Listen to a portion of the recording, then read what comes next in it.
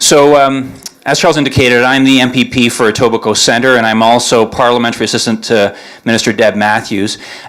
Minister Matthews is a great champion for open data and open government. She leads that in our government in Ontario. And so she really wanted to be here today but couldn't and asked me to go on her behalf. My other role is as MPP for Etobicoke Centre. People for Etobicoke Centre elected me to office. Anybody here from Etobicoke? All right. Okay, it's great to see people from Etobicoke here. Great. So, as I said, Minister Matthews really wanted to be here. She sends her regrets. She's a huge believer in open data and open government and the potential for that to be used to solve the problems that we face every day. And I don't just say that as a throwaway. I have a chance to work with Minister Matthews regularly, and I'll tell you she's constantly asking questions.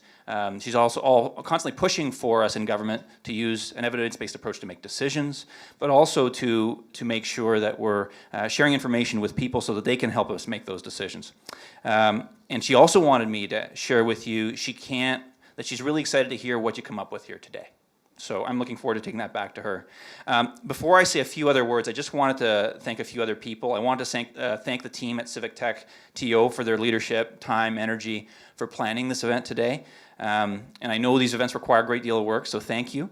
Especially I want to thank Alex Lawheed and Gabe Sawney.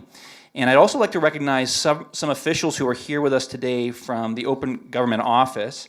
Nosa Arrow-Brown and Paul Vett. Are you here? These are the folks who make open government happen at the provincial government, and so thank you for being here today as well. You know, I wanted to share with you a quick story. I was with a colleague who's also an MPP 2 days ago, and we were chatting about our weekends, and he says, well, what are you going to be doing? And I told him that I was going to be speaking at this event.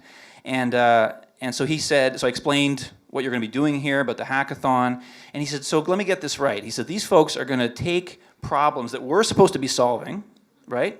And they're going to solve them for us, basically, right? And I said, that's basically right. And he says, and they're going to do this for free? And I said, yeah, they're going to do it for free. And he says, so if they're solving the things that we're supposed to be solving, are they going to put us out of a job, right? And so after what we chatted about for a while, and after a while he said, we came to the realization that you probably won't put us out of a job, but you'll make our jobs a lot easier, or you'll make us more effective in government and tackling the problems of tomorrow. So thank you for that. But that's exactly what makes, I think, today so special, at least from my perspective as an elected official, is that you're helping to tackle the problems that matter to people, matter to Ontarians. Everyone in this room knows that data is powerful, but it's how we access it and how we use it, I think, that is also so important.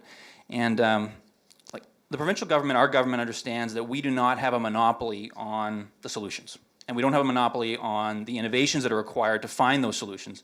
What we need to do as government, I believe, is to facilitate that innovation, facilitate things like this. So when we open up data to the public, we can bring about innovative solutions to everyday problems. And some of those things that come to mind that have already been tackled or are being tackled are things like gridlock or land use planning or healthcare wait times, right? How long we wait in a hospital. Waiting room. And so that's why our government strategy, the Open Government Strategy and Action Plan, includes a strong focus on open data, as well as increasing meaningful engagement with the public and sharing more high-value information online. And there are many examples of how this can help people and make a difference. I know there's one that Minister Matthews is particularly interested in and passionate about. It's close to her heart, and that's when the province began reporting on hospital quality metrics. Okay. And so things like number of hospital-acquired infections and standardized mortality rates. And when we started reporting that, we saw a big change. And at the time, getting support to post that information wasn't always easy, right? Nobody wanted to know that their hospital was in the lowest quartile, let's say, when it came to something like mortality rates, right? But public reporting of quality indicators in Ontario drove and continues to drive innovation in the healthcare sector, and it's ultimately helping to save lives. And I think that's a great example of, and shows the power of data.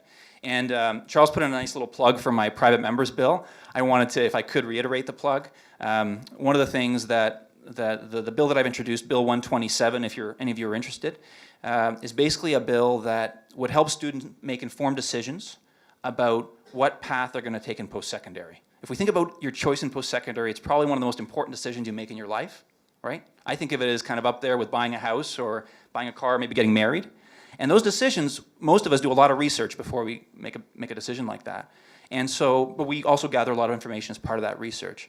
And when it comes to post-secondary, a lot of the information that students could use isn't always out there, or if it's out there, it's not easily accessible. So my bill would require the government to bring that together in one place. Let me just talk briefly about open data.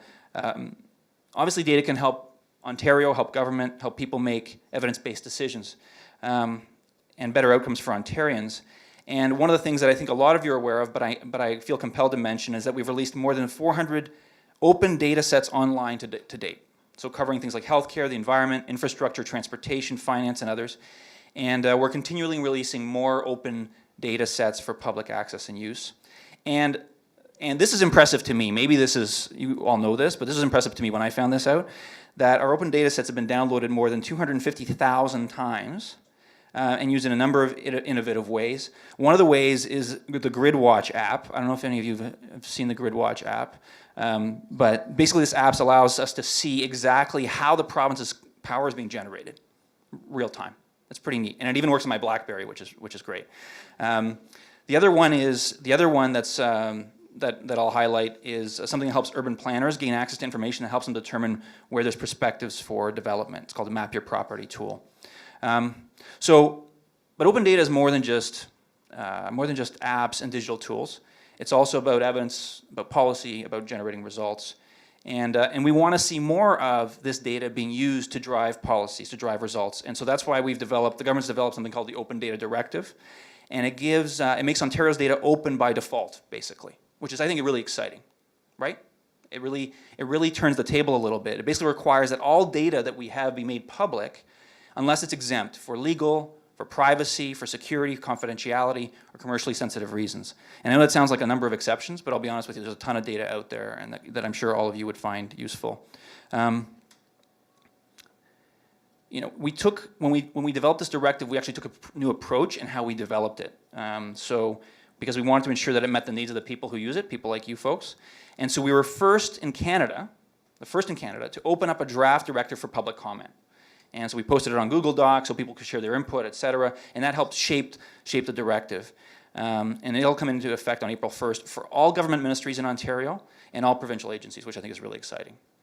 The other thing I wanted to mention is in the budget, which was released last Thursday, on page 163, we talk about the government's new digital strategy. I'm not going to go into it, but I'm just going to say for those of you who are interested, page 163 of the budget, something you may want to look at and welcome your feedback on, okay? So again, open data, open government will help us derive solutions. You guys are helping us to do that, but it won't happen without collaboration, right? Without collaborating with people like you, with business, with the nonprofit sector, with universities and research institutions. And so like open data is only useful if people can get access to the data and then they can do things with it. So I'm here today to basically ask for your help, okay?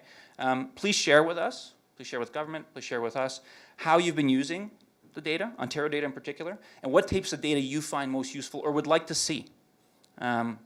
We don't have the monopoly on the innovation, we need your help, and so, but there's tremendous potential in this, and so we would ask for your help to let us know. Give us your feedback, let us know how we can do more, how we can share more. So I want to thank you all for coming today, for sharing your passion, for your hard work. And doing so, I think you're not only helping to help us make more informed decisions, you're not only helping politicians make more informed decisions and people make more informed decisions, but you're basically building a stronger Ontario. So thank you very much for having me, and congratulations. Thanks.